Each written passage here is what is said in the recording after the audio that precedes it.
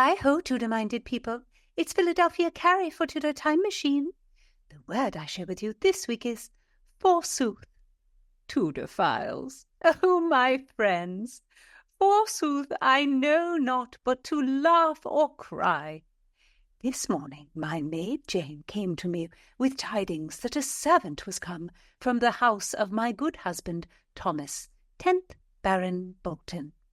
I inquired of Jane as to whether the lad brought ill tidings.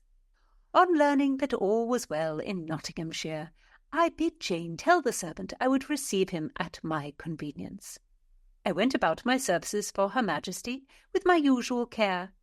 When at last I was at liberty, I sent for the servant, and was surprised when the lad stumbled into the room, bearing a large package in his arms. "Forsooth, sirrah, what is your burden?" I asked. "I know not, my lady. The master gave it me all bound up, and I have borne it all the way from Bolton without undoing it. Forsooth, I have done just as he ordered me." I bid Jane undo the bundle. "Oh, what a sight it is, mistress!" Jane gasped. I turned in horror. Words caught in my throat. Oh, it was a most horrible thing, a most monstrous image, a large and menacing portrait of my husband and his mother.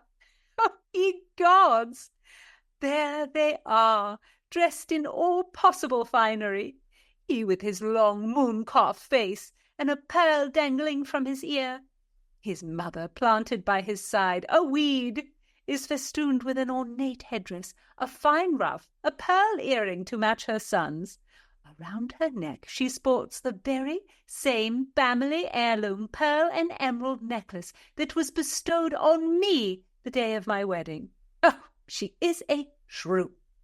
Forsooth, I can hear her mock me, though she may be hundreds of miles from London. Oh, I know well the message of this portrait. My good mother-in-law would have me know that I have been absent too long, that though I may in name be Lady Scrope of Bolton, it is she who retains the place, the loyalty of her son, and the family jewels. Forsooth, my friends, I wish her joy of her position. I wish her joy of my husband's company. Forsooth, I wish her joy of that nasty, draughty Bolton Castle, joy of the lambs, and the sheep, and the land, and the cows, and the swine, and chickens, and mud, and biting winds that haunt the moors. I am quite content to stay in London, to stay at court, to serve my queen, and to dance and sing amongst the highest born of England. Ha ha! If she thinks to make me jealous with this portrait, how she shall fail, yes, forsooth. I do not blame my bumbling country bumpkin of a husband. He is a milk-slop son of a she-devil, and will do as his mother bids him. Yes, forsooth, I would pity the man, if my heart was not filled to the brim with contempt. Ah, indeed, I shall send her back a most magnificent portrait of myself, standing tall, alone, with all the trappings of the honours my mistress Queen Elizabeth has bestowed on me.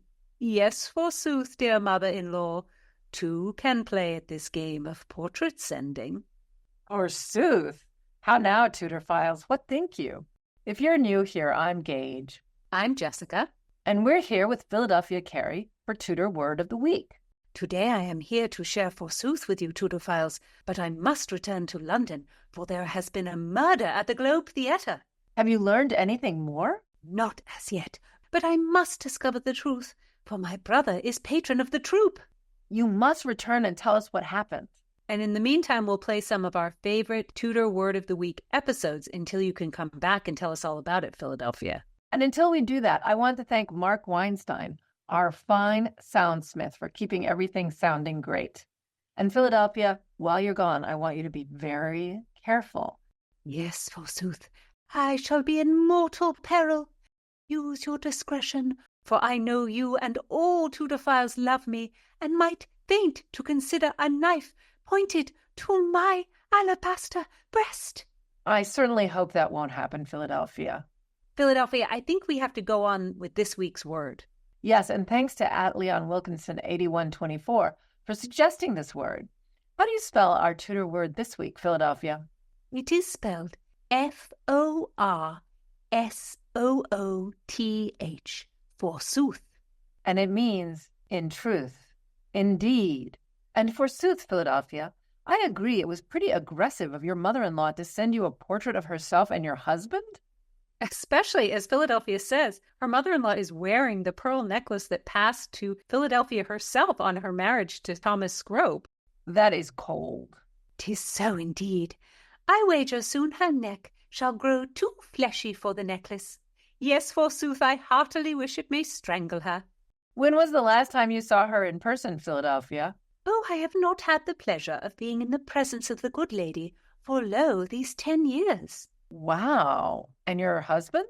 Ah, the man fears to come to court lest he be snubbed by his betters. I have not seen him for the same passage of time.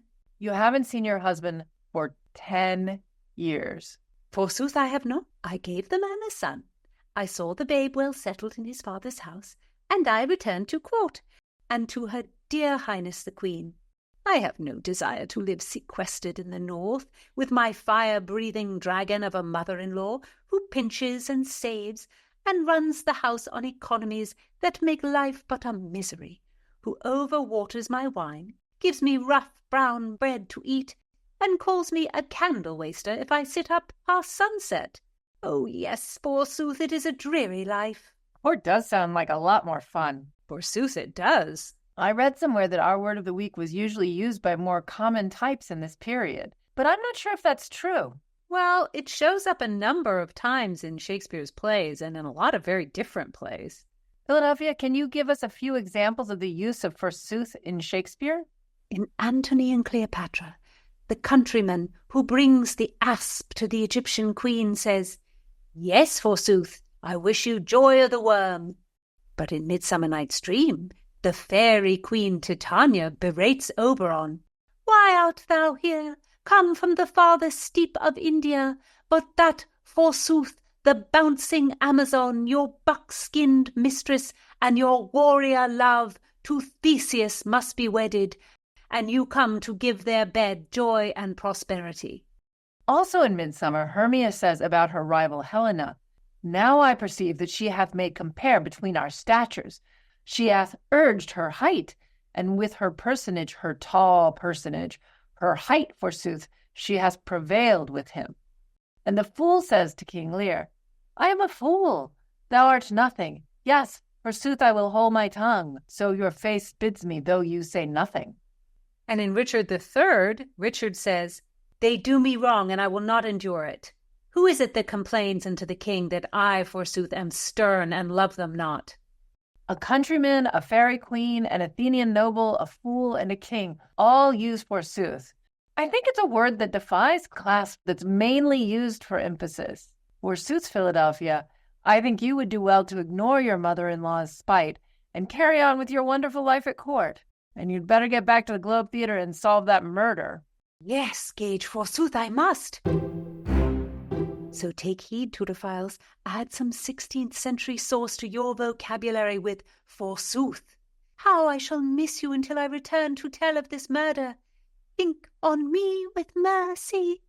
Help Tudor Time Machine become a huge presence on the web. Don't forget to give me a like.